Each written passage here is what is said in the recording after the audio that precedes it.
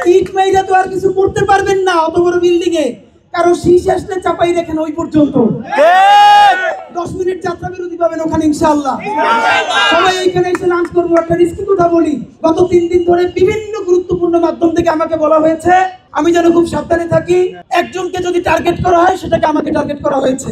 আমাকে বলা হয়েছে গত 2 দিনের মধ্যে যেন আমি সন্ধ্যায় বাসায় ফিরি। আমি শুধু বলেছিলাম আমি যেখানে যাই আর না যাই, আমি ডাক দিলে তো 10টা মিডিয়া আসে, আমি ডাক দিলে 20 জন লোক আসে, আমার যে আপনারা নিরাপদ থাকতে বলেন।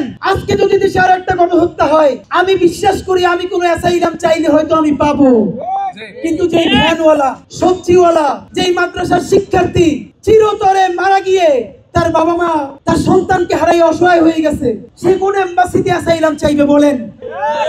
আমাকে অনেকে বলে আমাদেরকে তোমরা বেশি ইমোশনাল। ভাই প্র্যাকটিক্যাল যদি হইতাম তাইলে এতদিনে উপদেষ্টা বা অন্যান্য চাঁদাবাজি অথবা সচিবালয়ের সামনে ঘুরঘুর করতাম।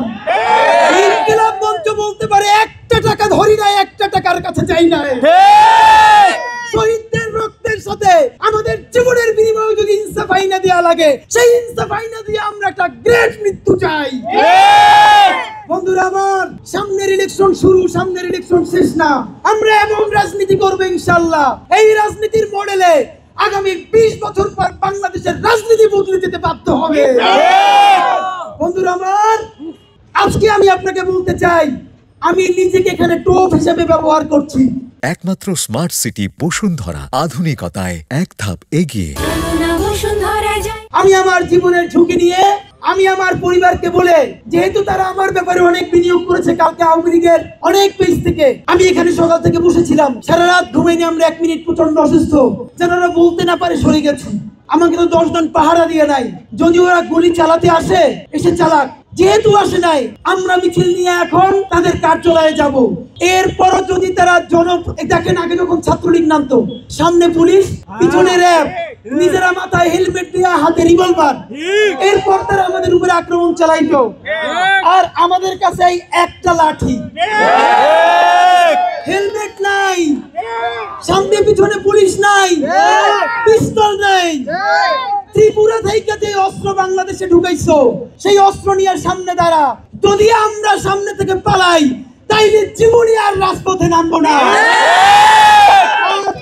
যদি আজকে না নামো তাইলে বাংলাদেশের রাজনীতিতে তোদের আর কোনো ভবিষ্যৎ থাকবে না। বন্ধুরা, দুইটা যদি ককটেল ফুটে অথবা যা কিছু হোক, আপনারা কি সরে যাবেন?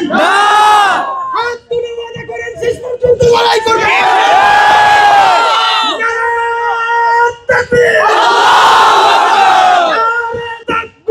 আল্লাহু আকবার। বাংলাদেশ বাংলাদেশ জিন্দাবাদ জিন্দাবাদ। বাংলাদেশ বাংলাদেশ জিন্দাবাদ জিন্দাবাদ। ইনকিলাব ইনকিলাব জিন্দাবাদ জিন্দাবাদ। লাল চুলাইয়ের হাতিয়ার গর্জে ওঠো আরেকবার। লাল চুলাইয়ের হাতিয়ার গর্জে ওঠো আরেকবার। দিয়েছি তো রক্ত, আরো দেব রক্ত। রক্তের বন্যায় দেশে যাবে অন্যায়। একটা একটা লিখর ধইরা ধইরা জেলে ভর। ধইরা ধইরা জেলে ভর। একটা একটা লিখর। কুত্তা লীগের চামড়া তুলে নেব আমরা। তুলে নেব আমরা। কুত্তা লীগের চামড়া কসাই লীগের চামড়া তুলে নেব আমরা। খুনি লীগের চামড়া তুলে নেব আমরা। মোদি লীগের চামড়া